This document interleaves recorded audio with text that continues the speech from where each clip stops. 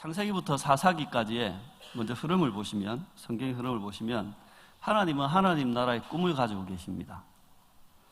창세기는 어떤 거냐면 하나님께서 그 하나님 나라를 세우기 위해서 아브라함을 택하시고 아브라함에게 큰 민족과 땅을 주시겠다고 약속할 뿐만 아니라 너의 후손을 통해서 천하 만민이 복을 받게 하겠다라는 약속을 하십니다. 그래서 그 약속에 따라서 아브라함이 큰 민족을 이루어가는 과정, 그 이야기가 창세기입니다. 네. 참고로 앞에는 짜대기 적을 게 없습니다. 두 번째, 출애굽기는 이스라엘 자손들이 애굽으로 다 내려갑니다. 야곱 시대 때 내려가가지고 430년이 지나는 동안 어마어마하게 많은 무리가 됐습니다. 네. 그래서 큰 무리를 이루었을 때 출애굽기 1장 7절에 보면 그들이 거대한 민족이 되었다라는 증거를 합니다. 그러니까 큰 민족이 됐으니까 첫 번째 약속이 이루어진 거죠. 그러니까 두 번째 약속을 향해서 나갑니다. 두 번째 약속인 가나안 땅을 주시기 위해서 하나님이 이스라엘 사람들을 애굽에서 구원하시고 광야를 거쳐가지고 시내산에 데려옵니다. 시내산에 데려와서 언약을 맺으시고 그들에게 율법과 성막을 주신 내용이 출애굽기입니다.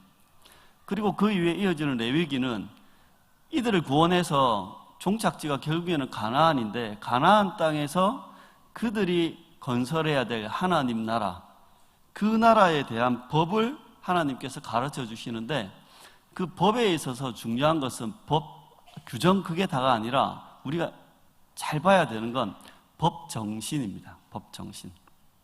그 법 속에 담겨 있는 어떤 의미와 정신을 담고 있는가, 그걸 레위기 속에 봐야 됩니다. 그리고 민수기는 뭐냐면 이 광야 40년 동안 출애굽했던 그 첫 세대, 이전 세대는 다 죽고 새로운 세계를 건설할, 새로운 세계를 세워갈 그 새로운 세대가 만들어진 게 바로 민수기입니다. 그러니까 이전 세대로는 안 된다는 거죠. 그래서 새로운 세대를 40년 동안 잘 준비해서 신명기는 그 새로운 세대에게 그들이 세워나갈 그 하나님 나라의 가치와 원칙에 대해서 알려주시는 겁니다. 그래서 너희들이 조만간 저 가나안 땅에 들어갈 텐데 거기 가서 너희들이 세워갈 나라는 이런 나라다.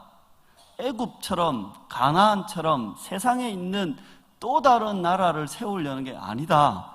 그게 신명기의 말씀입니다. 그리고 나서 그 다음 성경이 여호수아로 이어집니다. 여호수아는 지도자였던 모세가 죽고 여호수아가 그 모세 이후에 그 지도자가 되어서 새로운 세대들과 함께 이 가나안을 점령하는 이야기, 그러니까 정복 전쟁을 벌이는 이야기가 12장까지고 13장부터는 이 점령한 곳을 분배합니다. 분배해서 이야기합니다. 너희들이 나머지는 너희들이 맞아 점령해라. 핵심적인 뭐 이렇게 왕이라든가 군사력은 다 제압했으니까 너희들 그 마을에 가가지고 점령해 살면 된다. 그렇게 여호수아가 끝납니다. 그러면 지난주에 했던 사사기, 그러면 이제 그들이 가나안 땅을 점령했으니까 잘 살고 그들이 하나님 나라의 이 가치를 그 땅 가운데 실현하고 살면 좋겠는데 그러지 못했다. 여호수아와 그 정복 전쟁을 벌였던 그 세대들이 다 죽고 난 이후 그 다음 세대를 황 목사님 지난주에 다른 세대라 하셨죠? 기억이 안 난단 말입니까? 네, 다른 세대. 그 세대들이 어떻게 실패했는가? 그러니까 그들에게 주어진 사명도 망각하고 그들의 정체성도 상실해버린 채 오히려 가나안과 가나안의 문화, 가나안의 가치관에 동화되어서 가나안화되었다는 거예요. 사람은 바뀌었는데 사는 모습은 옛날에 가나안 사람들이 사는 거하고 똑같이 사는 거예요. 그러니까 그들은 하나님과의 언약과 율법을 저버린 채 오히려 그 가나안 땅에 있는 이방신을 섬기며 그러다가 그들이 그 가나안 민족들과 이방 나라들에게 이제 압제를 당하는 거죠. 그 압제 당하는 시기가 약 350년 가까이 됩니다.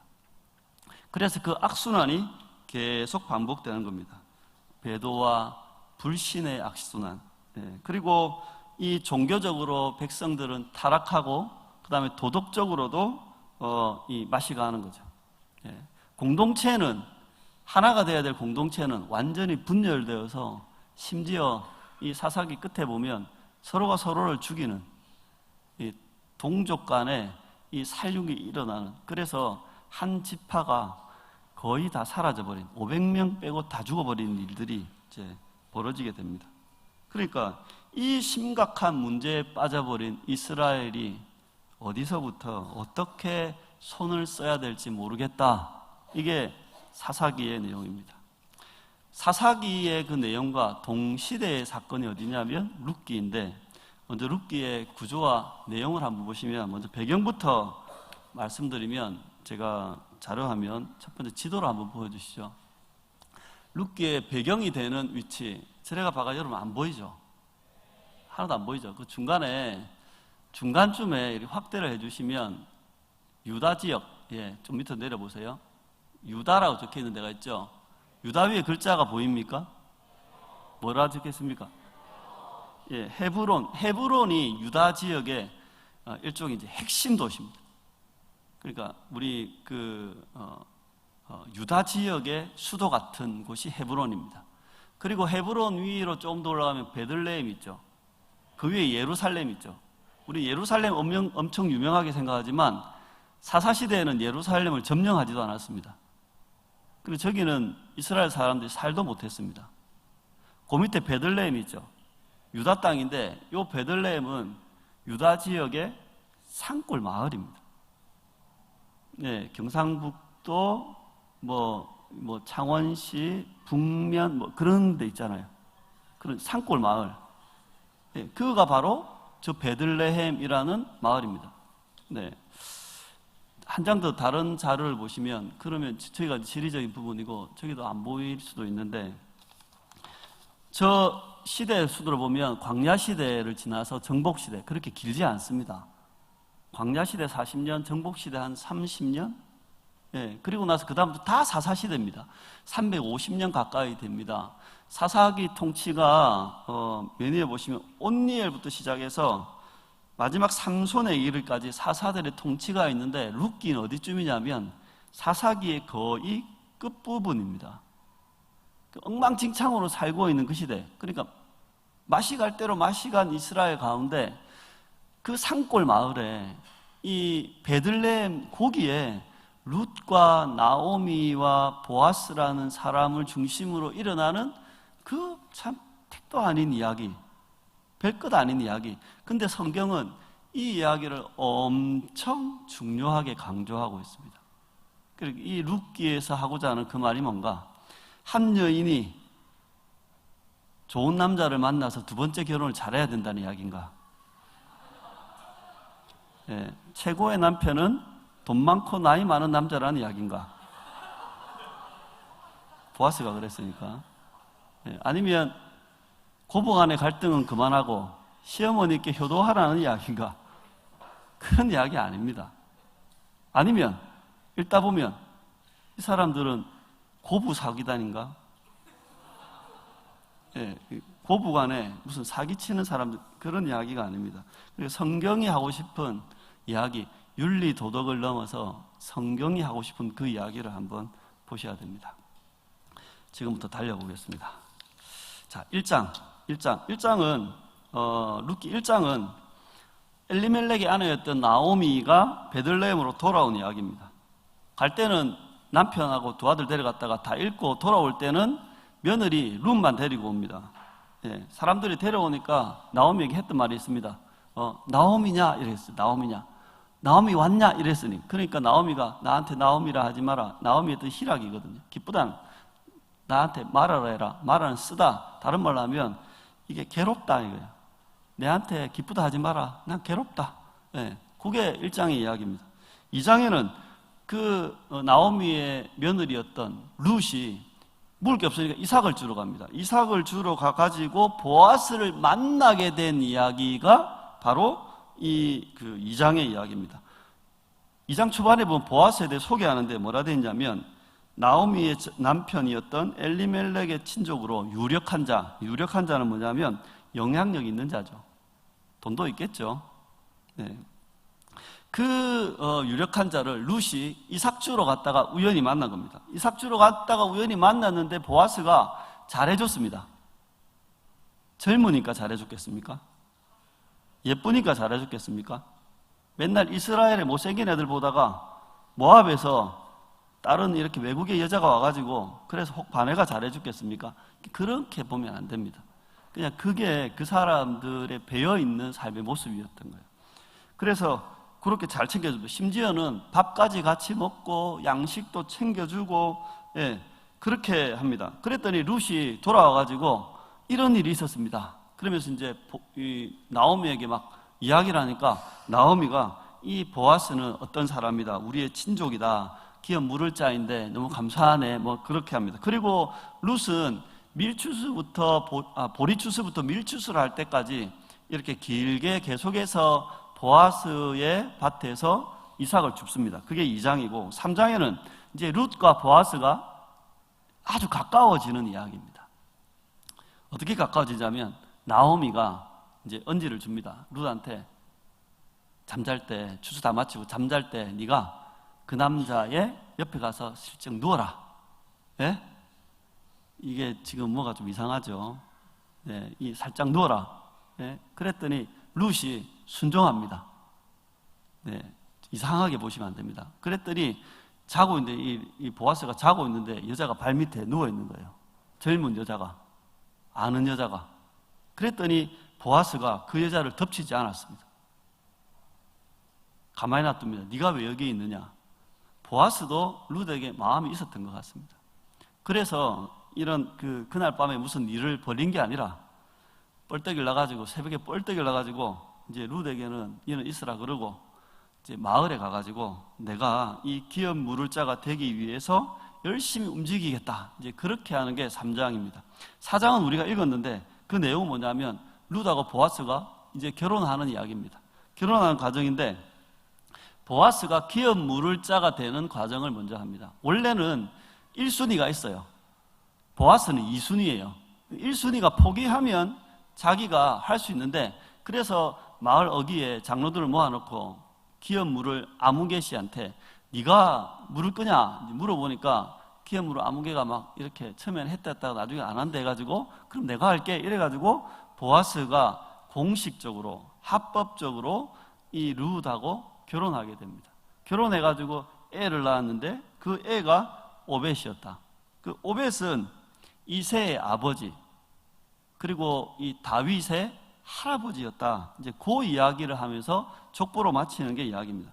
그러니까 이 룻기의 핵심 내용을 어디에 잡아야 되냐면 한번 따라해 볼까요? 다윗 왕국은 어떻게 세워지게 되었는가? 자, 한 번 더. 다윗 왕국은 어떻게 세워지게 되었는가? 그러니까 룻기의 이야기는 쫄딱 망한 나오미에서 시작해가지고, 맞죠? 엘리멜렉 집에 나오미 시작해가지고 끝이 어디로 끝나냐면 다윗에게로 끝이 납니다. 그래서 룻기의 마지막에는 다윗 왕가의 족보로 마치게 되는데 이런 겁니다. 사사들이 통치한 것도 아니죠. 때우며 살던 그 암흑시대에 어떻게 이렇게 찬란한 다윗 왕국이 세워질 수 있는가라는 겁니다. 네. 한번 생각해 보세요. 우리나라가 일제치하에 있다가 딱 벗어나자마자 1950년도에 이 극동아시아를 다 지배했다. 이 말이 돼요? 그게 말이 안 되잖아. 지금도 사실은 엄청 열심히 하고 있는 거잖아요. 예? 다윗 왕국은 완전히 뭐 이방민족, 짠짠한 이방민족한테 맨날 당하고 살다가 느닷없이 그 지역의 최고의 나라가 됩니다. 어떻게 이 암흑기 같은 사사시대를 거쳐왔는데 어떻게 이런 다윗 왕국이 세워질 수 있는가에 대한 그 해답이 바로 룻기입니다. 좀 더 깊이 있게 성경의 의미를 들어가 보면 이런 다른 세대의 세상에서 다음 세대를 준비했던 공동체의 이야기. 근데 이 공동체는 그런 다윗 왕국 이런 만들겠다 이런 건 아니었어요. 그냥 그 다른 세대들로 살아가는 그 세상에 그 다른 세대와 다른 독특한 무리들, 독특한 그 공동체가 있었다라는 이야기를 룻기는 하는 겁니다. 사사시대의 이야기를 보면 사사시대는 다른 세대들이 살아갔던 모습에 대해서 이야기하거든요. 구조가 1장부터 3장까지는 이스라엘의 배도, 다른 세대의 배도, 3장부터 6장까지는 7번에 반복되는 이스라엘의 어떤 역사 속에 12명의 사사가 나왔다. 그 다음에 17장부터 21장까지는 두 가지 에피소드인데 그것들을 조합해서 살펴보면 핵심 내용은 이겁니다. 여호수아 이후에 다른 세대들의 세상. 어떤 거냐면 하나님의 언약을 저버리고 우상을 섬겼어요. 율법적인 가치를 저버리고 가나안의 가치관을 가지고 풍력, 쾌락, 권력을 쫓으면서 살아갔어요. 언약과 율법의 기준은 저버린 채 자기 소견에 옳은 대로 살아갔어요. 이게 다른 세대의 삶이었어요. 사사기, 암흑기. 그런데 룻기는 이 사사기와 대조가 되거든요. 어떻게 대조되느냐면 이 암흑시대에 이 다른 세대들의 어떤 이야기, 그러니까 거의 이스라엘의 거의 대부분의 땅은 다 다른 세대로 맛이 가가지고 엉망진창으로 사는 거예요. 하나님도 모르고 막 바알 섬기고 된통 당하고 나서도 정신 못 차리고 완전히 막 진짜 말도 안 되게 살아가는데 어느 시골에 산골 마을에 거기에 몇 명 되지도 않는 사람들이 사는 그 마을에 아주 독특한 일들이 일어났다는 거예요. 그 산골 마을을 이름하여 베들레헴 공동체라 이름할 수 있습니다. 이 베들레헴 공동체의 모습을 보면 어땠느냐? 시간이 많으면 성경을 읽으면 좋겠지만 시간 관계상 저 혼자 떠드는 걸로 하겠습니다. 룻 2장 3절에 보면은 룻이 추수하러 따라다닐 때 일꾼들이 룻을 너그럽게 용납합니다. 사사시대에 먹을 게 많겠어요? 사사시대에 경제적 형편이 좋겠냐고? 좋은 게 아니죠. 안 좋으니까 과부들이 먹을 게 없어가 막 다른 데 갔다가 막 물 찾으러 왔다 갔다 하는 거잖아요. 예? 먹을 게 귀한 거기에 누가 내 뒤에 따라와가지고 쫄쫄 따라가면서 뭘 자꾸 주워간다고. 그 기분 좋겠어요. 그런데 그 마을 사람들은 그를 용납합니다. 룻 2장 4절에 보면 주인 보아스가 일꾼들을 만났을 때 하는 이야기들 보면 주인이 그 일꾼들에게 축복합니다. 하나님 너와 함께 하기를 원한다. 그랬더니 이 일꾼들이 어떻게 하냐면 하나님께서 주인님에게 복 주시길 원합니다. 여러분 직장 가가지고, 이청년 여러분 직장 가가지고 사장님에게 하나님께 복 주시길 원합니다. 그런 말 합니까?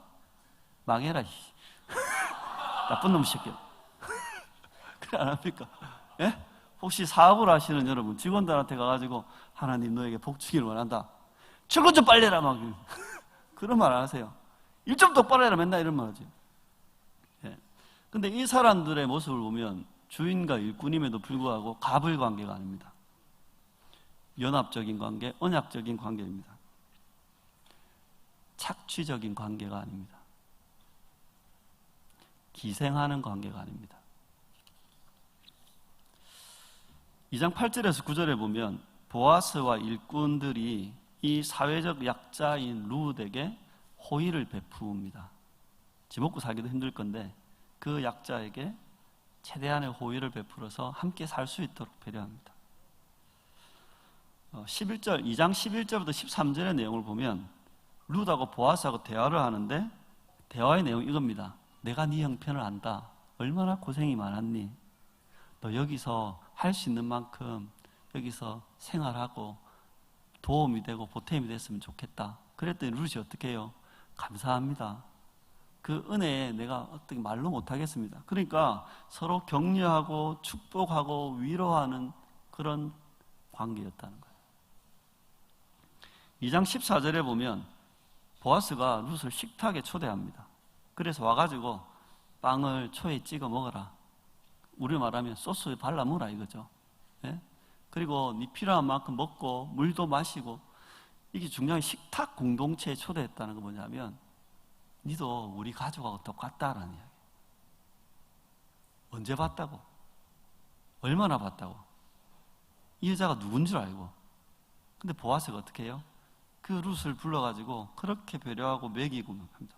성경에 보면 배불리 먹었다고 되어 있습니다. 눈치 보면 먹는데 배불리 먹겠어요.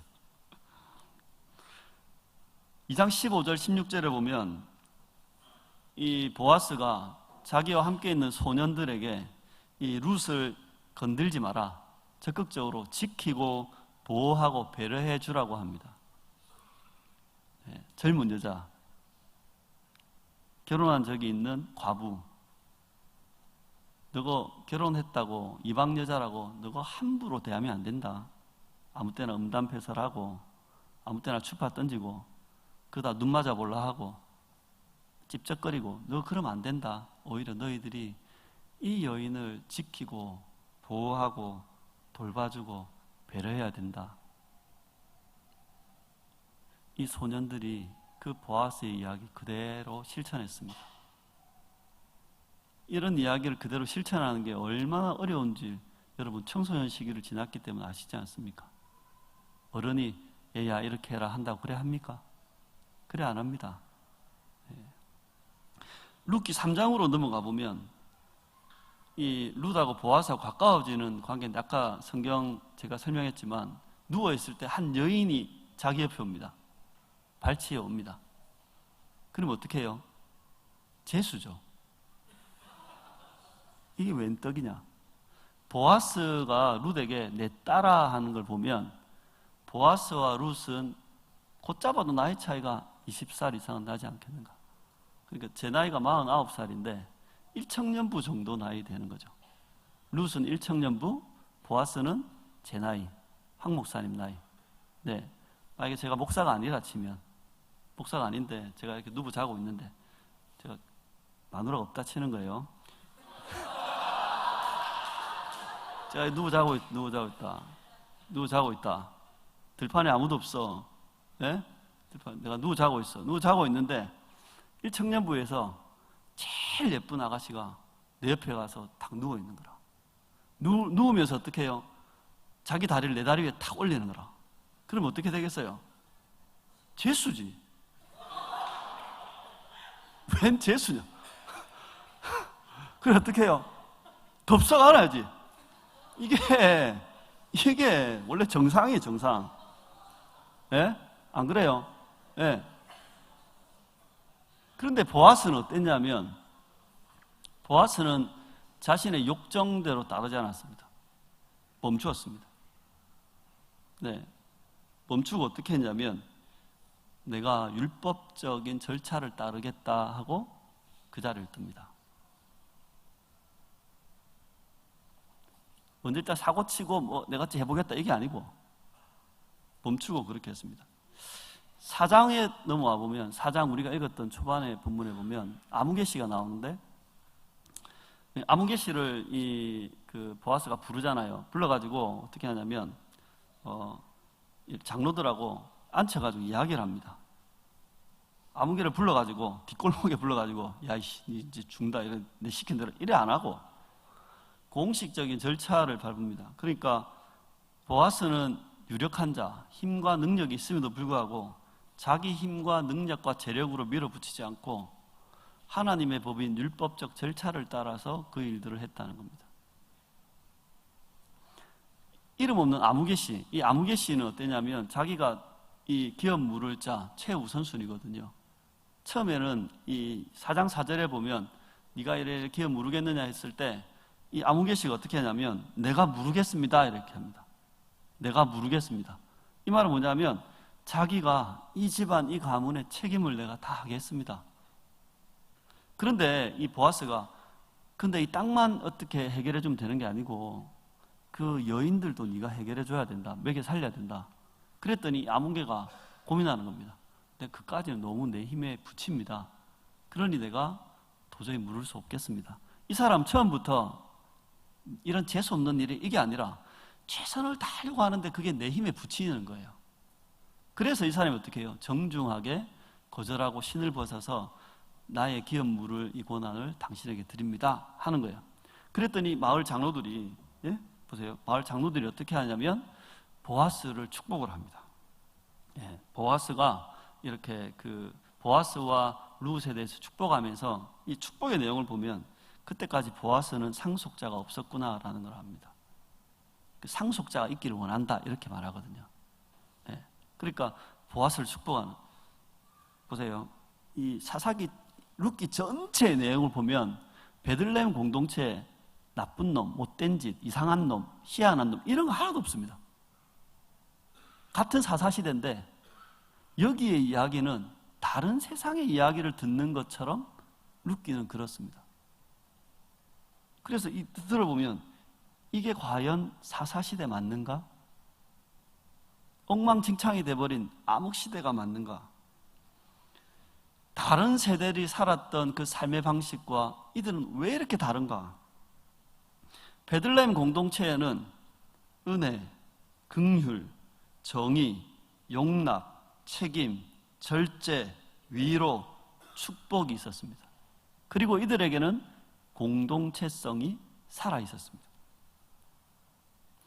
사사기의 다른 세대들은 자기 소견에 오른 대로 가나안의 가치관을 따라서 풍요, 쾌락, 권력, 소유에 미쳐가지고 경쟁하고 투쟁하고 폭력을 쓰고 갈취를 하고 빼앗고 싸우고 죽이고, 그래서 스스로 모두가 공멸하는 길을 살았음에도 불구하고 어떻게 이 베들레헴 공동체는 이렇게 살 수 있었는가? 신기하잖아요. 저만 신기한가요? 그러니까 이 다윗 왕국이 탄생한 배경, 거기에는 이 베들레헴 공동체가 있었다 이 말이에요. 이스라엘을 새롭게 한 다윗 왕, 하나님 나라의 모델을 보여준 다윗 왕국과 이스라엘 공동체. 그런데 어떻게 이 엉망진창이었던 이 사사시대에 어떻게 이런 다윗 왕국으로 연결될 수 있는가? 이 어두운 시대에 어떻게 다윗이라는 인물이 나올 수 있는가? 이것은 다윗 한 사람의 인격이나 믿음이나 역량이나 영성이 아닌 거예요. 다윗 한 사람이 잘 준비됐다가 나를 따르라 해가지고 하나님 나라 다윗 왕국 세운 게 아니라는 거예요. 다윗을 이렇게 키워낸 그 마을, 그 공동체, 그것이 바로 베들레헴 공동체였습니다. 어느 나라 속담에 아이 하나를 키우기 위해서는 온 마을이 필요하다. 한 아이가 제대로 자라려면 온 마을이 필요하다라는 속담이 있습니다. 이 다윗 한 사람을 키워낸 게 아버지 이세가 아닙니다. 다윗 한 사람이 자라난 게 자기 혼자 고생을 됐다 많이 해가지고 그렇게 자기 혼자 성경 많이 읽어가지고 그렇게 위대한 인물 된 게 아닙니다. 이 한 사람을 키워낸 그 마을, 성경은 이 베들레헴 시골 마을을 주목하는 겁니다. 언약 사상으로 한 공동체를 이루어서 돈과 쾌락과 권력과 욕망이 아닌 하나님의 말씀을 실천하고 살아가는 시골의 작은 공동체.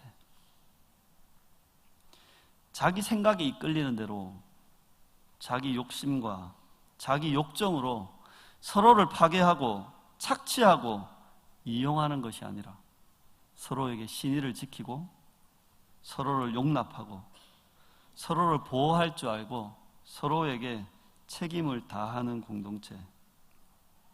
바로 그 공동체가 키워낸 그 사람이 바로 이 다윗입니다. 그러니까 이 베들레헴 공동체가 다윗 왕국의 초석이 되었다. 성경은 룻기를 통해 그 이야기를 하는 겁니다. 우리의 이야기로 넘어가 보면 우리가 살아가는 세상, 우리가 살아가는 교회, 좌표도 없고 기준도 없는 포스트 모더니즘 사회라고 하죠. 사사시대, 자기 소견에 옳은 대로 살던 시대와 같습니다. 소비 중심적인 자본주의에 빠져서 물질과 자본이 최고의 가치로 여겨지는 세상, 바알과 세라를 섬기던 그 사사시대와 같습니다. 인간의 그 존엄한 가치보다 경제적 가치가 우선시되고 진영 논리로 분리되어진, 그래서 서로가 서로를 비난하고 파괴하는 사회, 이게 바로 분열되고 서로를 파괴했던 사사시대와 같은 겁니다. 종교도 세력화되고 권력화되어서 힘과 재력 앞에 경건과 정의를 잃어버린 교회, 타락한 종교인들로 가득했던 사사시대와 같은 겁니다. 교회가, 기독교 공동체가 어디까지 추해지고 어디까지 추락해야 끝날지 모르는 지금의 현실, 이것이 암흑시대고 사사시대 아닙니까? 이 시대에 하나님은 우리를 다음 세대를 준비하는 젊은 교회, 함께하는 교회로 부르셨습니다. 우리에게 다음 세대에 대한 사명이 있다면, 우리에게 다음 세대에 대한 소망이 있다면, 우리에게 다음 세대를 살리고자 하는 마음이 있다면 54만 젊은이, 27개 대학, 1800교회, 318개 중고등학교를 향한 비전이 있다면, 이 다른 세대의 세상에서 다음 세대를 준비하고 싶다면 우리는 이 유다 산골 마을, 이 베들레헴 공동체를 주목해야 됩니다. 그리고 우리가 이 베들레헴 공동체를 추구해야 합니다. 전도하고 싶다면, 교회에 젊은이들이 북적거리게 만들고 싶다면 우리가 이 한국 사회, 한국 교회에 작은 또 다른 베들레헴 공동체가 되어서 그렇게 하나님 나라다운 그 공동체를 이루어서 후손들을 키워낼 수 있다면, 또 다른 젊은이들을 길러낼 수 있다면 아마 우리의 후손들은 다윗 왕국, 메시아 왕국을 경험하지 않을까요? 지금까지 없었던 그 새로운 세상을 살 수 있지 않을까요? 적용을 하고 마치겠습니다. 우리 함께 또 다른 베들레헴 공동체를 함께 세워갑시다. 함께하는 교회를 그런 베들레헴 공동체로 한번 세워가 봅시다. 여러분, 청년부를 그런 베들레헴 공동체로 함께 세워가 봅시다. 여러분의 셀을 작지만 베들레헴 공동체로 함께 만들어가 봅시다. 뒤에 교사 여러분, 우리 교육부서를 그런 베들레헴 공동체로 함께 세워가 봅시다. 이 언약 공동체에 여러분이 보아스가 되어주시고, 여러분 그 소년이 되어주시고, 여러분이 일꾼이 되어주시고, 여러분이 아무개가 되어주시고, 여러분이 장로가 되어주셔서 비록 이 세상을 향해서 소망이 끊어진 것 같고 언제까지 추락해야 될지 모르는 것 같이 느낄지라도 이 구서동 산골 마을에서